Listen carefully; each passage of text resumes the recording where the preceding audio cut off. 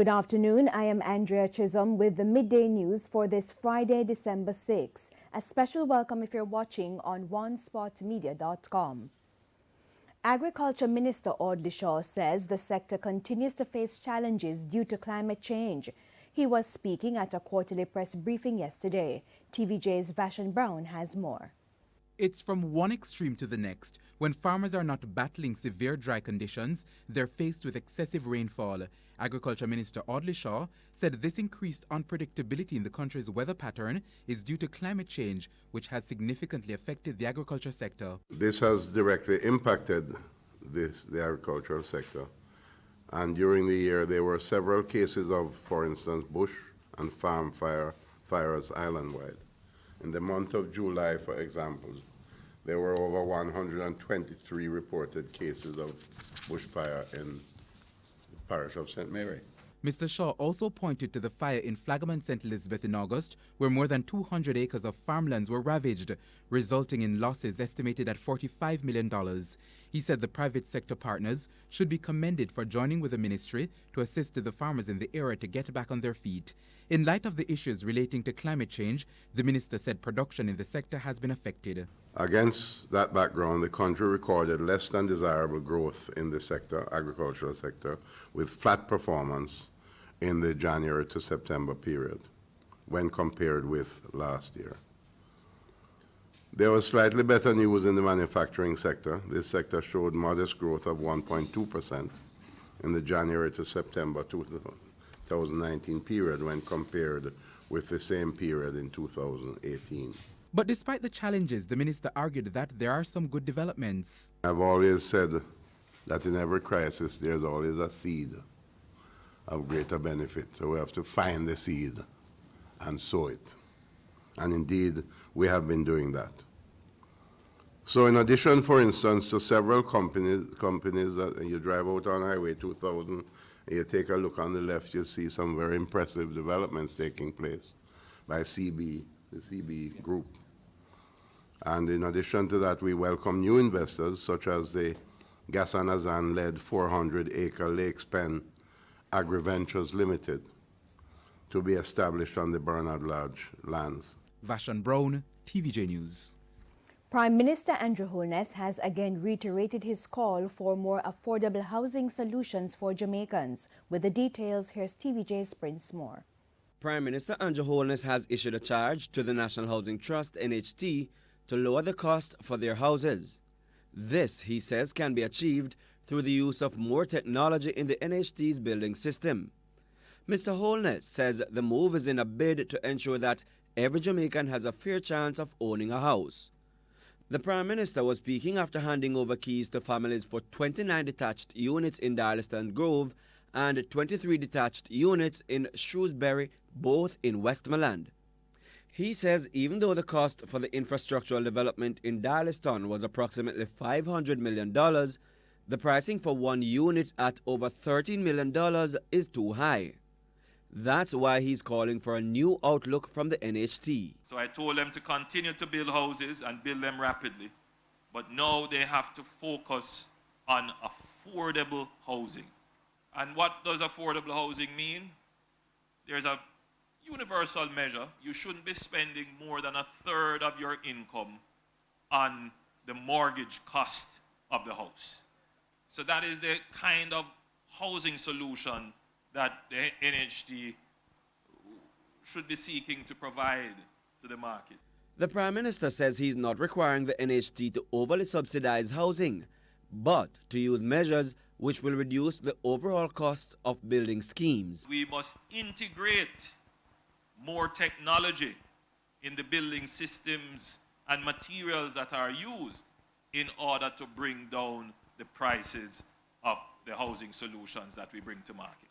In the meantime, Mr. Holness stated that the NHT has been making steady progress in achieving its target of developing 23,000 housing solutions in Jamaica by 2021. Prince Moore, TVJ News. And the Prime Minister is satisfied with developments at the Catherine Hall Entertainment Complex. Mr. Holness toured the site recently with Member of Parliament for Northwestern St. James, Dr. Horace Chang, and Mayor of Montego Bay, Homer Davis. TVJ's O'Shane Masters reports. I think it will do a great deal of good to just uplifting and elevating the spirit of the people who live in Montego Bay. Prime Minister Andrew Holness sharing his 2 cents about the latest development taking place in Catherine Hall, St. James. The area known as Catherine Hall Entertainment Complex is traditionally used for entertainment events like the annual Reggae Sumfest Music Festival. A month ago, work started to transform the area into a permanent show site. As part of a project, a 16-acre property formerly known as Dump Up Beach is being transformed into a world-class recreational space with amenities that will be operated as a free-access licensed public beach and multipurpose park. Now, during a tour of the closed Harbour Beach Park site on Wednesday, Mr. Holness said once works are completed, the space will better facilitate the entertainment industry. So things like maybe an entertainment museum or a reggae museum or a museum of that nature, an open park space with a similar feature of a boardwalk, possibly a boardwalk connecting here through to there, which will really create a space that can pull the public from the congestion of the inner city of the town to have more relaxing space where people can. The project, which is valued at more than $1 billion, is expected to further boost tourism in the parish. It gives an option for people to come out of the all-inclusives and feel free to walk around and engage with the environment, both natural and built, in a way that gives the, as Ed likes to call it, the experiential nature of tourism. In giving an update, Mr. Holness said he is satisfied with the project so far. This is being done by a local contractor.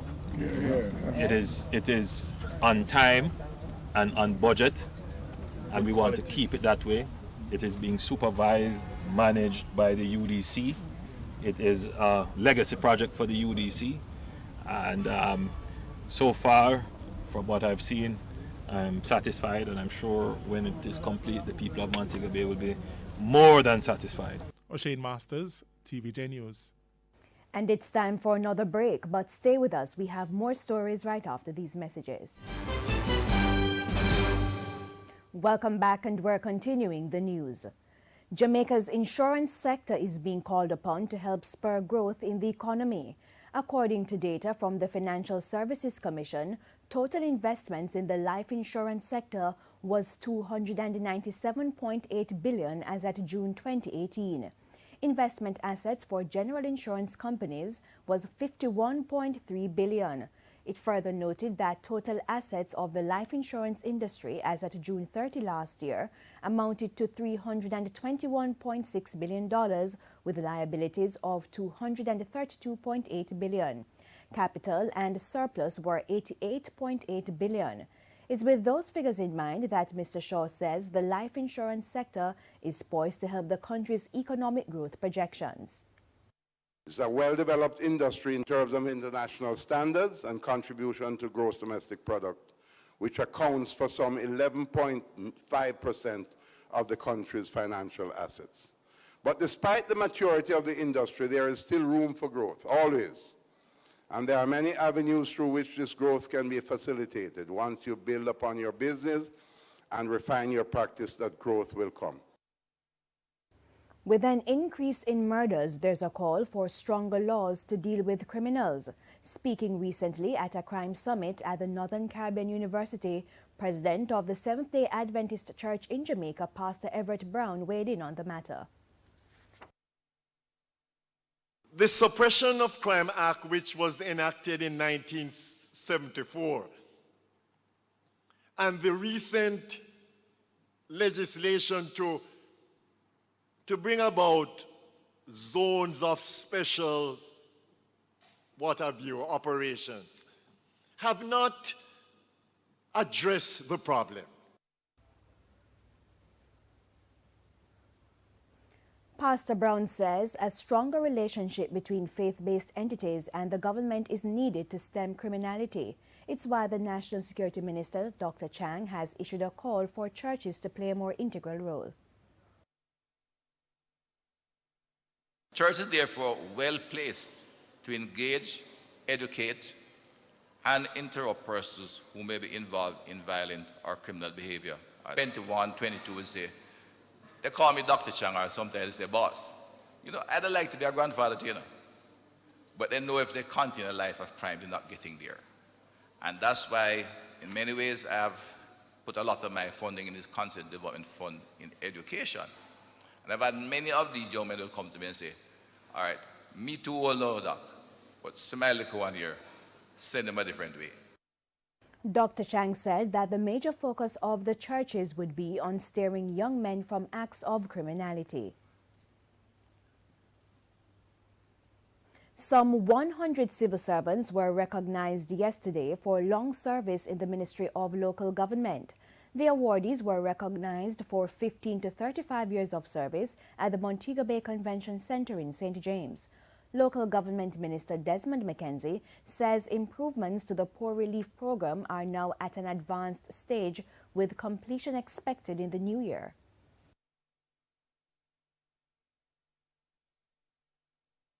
We have now pushed the process much faster, and the discussions and the looking at the total review of the salary structure, not just so the nurses to go online with the registered nurses, but a general review of the salaries is being undertaken, and not just at the level of local government, but right across the board.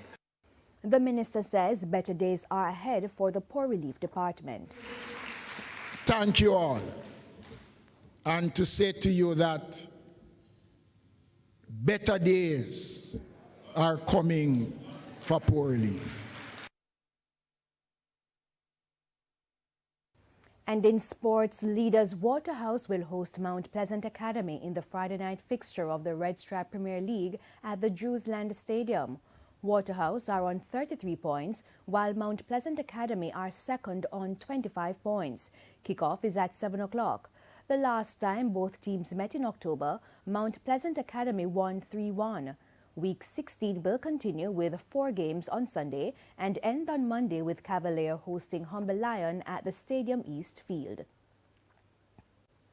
President of the Jamaica Cricket Association, Wilford Bellyheaven, has described the recent signing of a Memorandum of Understanding with the University of the West Indies as a significant step in the development of the sport locally.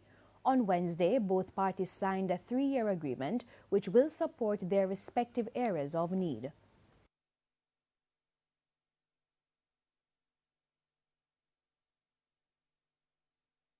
It's a first, and it's very exciting for both parties.